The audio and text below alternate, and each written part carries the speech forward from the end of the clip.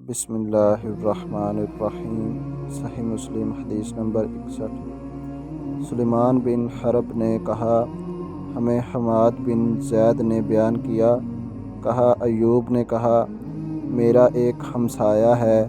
پھر زہد و ورع میں اس کی فضیلت کا ذکر کیا۔ اگر وہ میرے سامنے 2 کھجوروں کے بارے میں گواہی دے تو میں اس میں بھی اس کی شہادت قابل قبول نہ سمجھوں گا۔ صحیح مسلم حدیث نمبر 62۔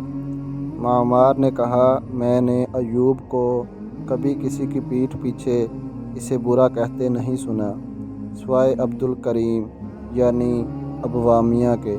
انہوں نے اس کا ذکر کیا تو کہا، اللہ اس پر رحم کرے، غیر سکہ ہے۔ اس نے مجھ سے اکرمہ سے روایت کی گئی ایک حدیث کے بارے میں سوال کیا، پھر لوگوں سے کہا، میں نے اکرمہ سے سنا ہے۔ صحیح مسلم حدیث نمبر 63۔ عفان بن مسلم نے کہا، حمام نے ہم سے بیان کہا ابو داؤد عامہ ہمارے ہاں آیا اور یہ کہنا شروع کر دیا، ہمیں برائے رضی اللہ عنہ نے حدیث سنائی اور ہمیں زید بن ارقم رضی اللہ عنہ نے حدیث بیان کی۔ ہم نے یہ بات قتادہ کو بتائی، انہوں نے کہا، اس نے جھوٹ بولا، اس نے ان سے نہیں سنا۔ وہ تو ایک منگتا تھا، انسانوں کی بیخ کنی کرنے والے طاعون کے دوران میں لوگوں کے سامنے ہاتھ پھیلاتا پھرتا تھا۔ صحیح مسلم حدیث نمبر 64۔ یزید بن ہارون نے کہا، ہمیں حمام نے خبر دی کہ ابو داؤد عامہ قتادہ کے ہاں آیا۔ جب وہ کھڑا ہوا اور چلا گیا تو لوگوں نے کہا، اسے یہ زعم ہے کہ اس نے 18 بدری صحابہ سے ملاقات کی۔